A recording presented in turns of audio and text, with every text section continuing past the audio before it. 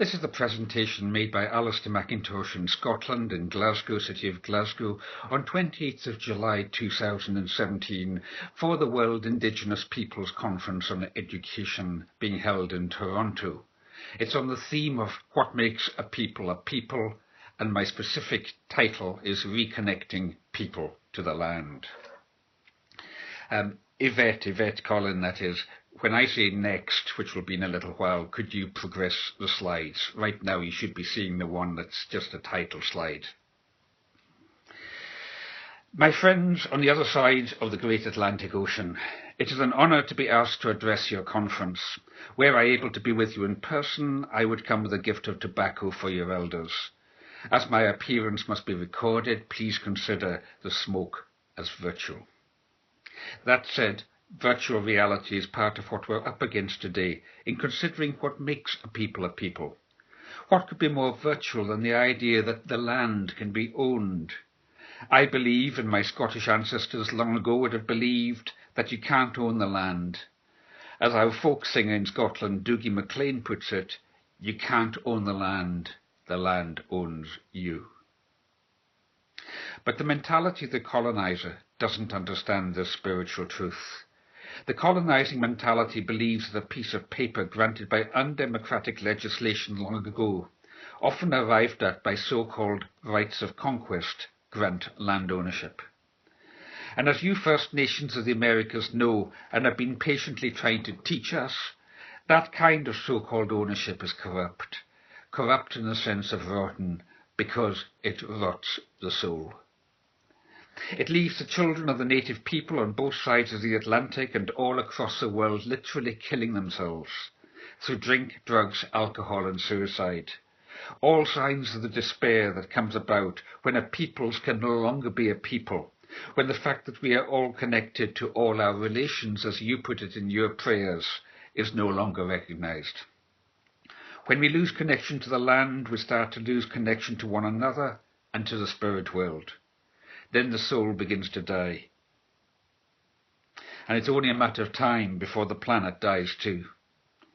These are the teachings that the elders of our respective cultures both share, and in our case, it is partly through your wisdom that our elders have been relearning their role. I would like to share with you an example using my slides. I grew up on the Isle of Lewis in the Hebrides chain, which is off the northwest of Scotland. Next, please. That should be a slide of water and mountains. Large areas of our land today are totally uninhabited. Yet if you look carefully, next, you will often find traces of old buildings on the land. What happened? In the 19th century, at the same time as the masters of imperial power in so-called Great Britain were busy colonizing your people, they were internally colonizing our people. Huge numbers of our native peoples were evicted from their traditional lands to make way for commercial sheep ranching in what were called the Highland clearances. Many were sent away on ships to North America. Next. There they survived by joining the colonizer and tragically too often became oppressors of your people. Next. That should be an image of cowboys and Indians. Towards the end of the 20th century, our history started to be taught to us for the first time. We began to understand what had become of us, and if we were to respond to burning issues like climate change, we had to make true community. We had to reconnect with the land, and that meant starting to get the land back from the big landowners who had claimed it. I was involved in the 1990s with a pioneering bid to do so on the Hebridean Isle of Egg. Next. Its 7,000 acres were owned by one man, next, who treated it as a playground. When the island came on the market because of a dispute with his ex-wife, next, we formed a group as a charitable trust, next, with the express aim of buying the island and bringing it under community land tenure. Next, some of our early meetings were very tough. Look at the alcohol and the worry on the faces in this picture of a crucial meeting in 1994.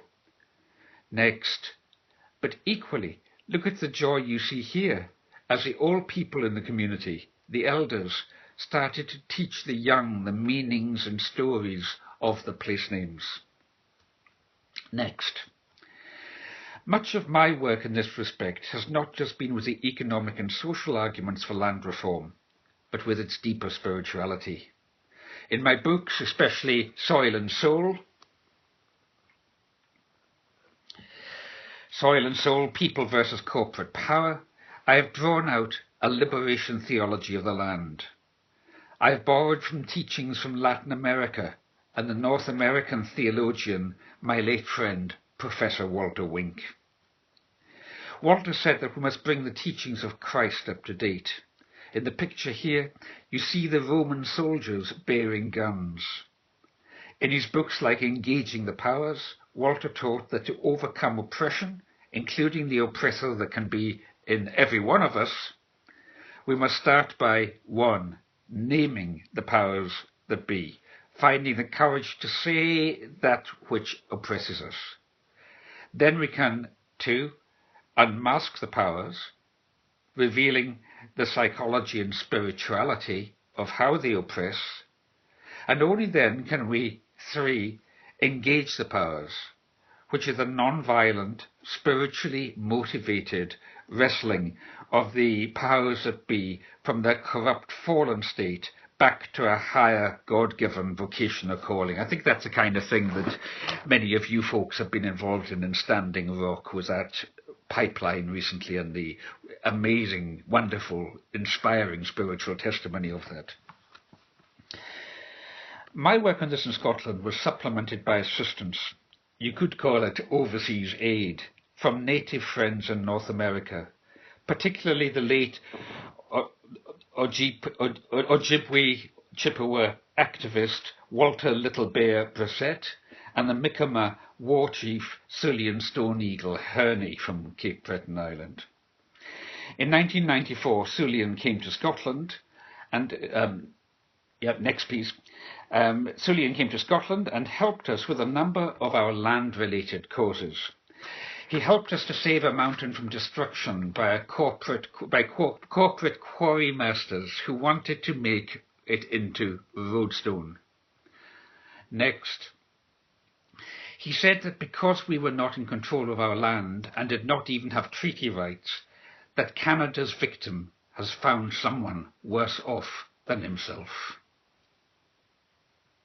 Next, on the Isle of Egg, we engaged in market spoiling.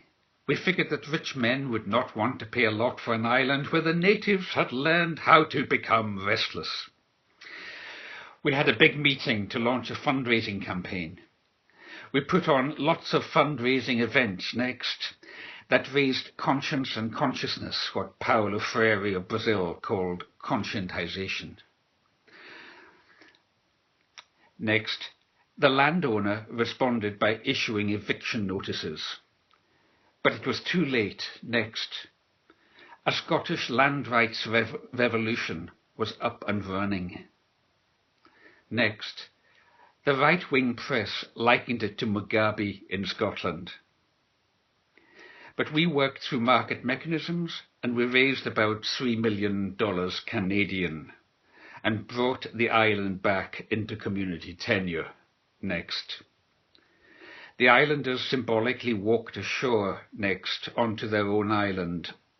That's now 20 years ago. Next. It is their own island now. You should see them there gathered round a standing stone they've erected with the Scottish flag. An island that is developing in environmental friendly ways of living and rekindling a sense of what it means to be a people. Next, able to care for the land. Next, able to build affordable housing with security of tenure for the young. Next, able to set up their own electricity grid powered by wind, water, and the bright new sunshine that now shines upon this land and other communities like it that have since taken the same path. Next, The most wonderful thing is that the young are coming back to the island. It is now a younger generation who are running the Isle of Egg Heritage Trust, taking responsibility for their own and the common good. Egg has become an inspiration to the world, and the Scottish Parliament has passed landmark land reform legislation. 500,000 of Scotland's 19 million acres are now held under community land trusts. Next, and it's the final slide now. The way I see it from this experience is that we become a people again through what I call the cycle of belonging. We start with 1, a sense of place. That carries with it 2, a sense of identity. That identity brings with it 3, a sense of values. And those values drive 4, the sense of responsibility, the ability to respond to life in order to live in such a way that gives life. That in turn feeds back into strengthening our sense of place. Not all of us are born native, but as Walt Brissett taught me, we can all become indigenous to the place where we live, and we must all recover an indigenous attitude to this dear planet. To all our relations, thank you, so many of your First Nations, for the magnanimity with which you have shared certain of your teachings, even with us in Western Europe, who have done and often continue to do so much to harm native peoples in North America. We can but beg your forgiveness, and in the wake of some of what our politicians still do, request your continued patient willingness to teach and set a higher example of wrestling the powers that be back to their higher God-given vocation. Friends, thank you. Bless you all from Scotland. Goodbye.